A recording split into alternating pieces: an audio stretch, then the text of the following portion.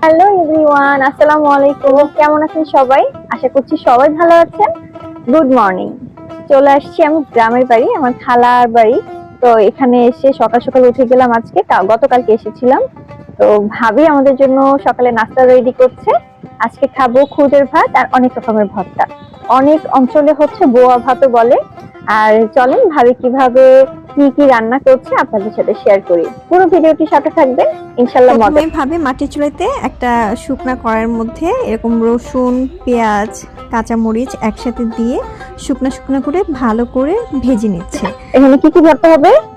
এখানে সিম আর আলু একসাথে, টমেটো আর বেগুন একসাথে। এগুলো দিয়ে কি হবে?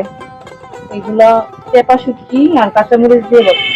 আর এটা হচ্ছে গিয়ে পোলাও পাতা। আপনারা কি চিনেন পোলাও পাতা? একদম পোলাও ঘ্রাণ আসে, মাশাআল্লাহ, আল্লাহর কি কুদরত। আমরা যে পোলাওটা খাই, যখন পোলাওর ঘ্রাণ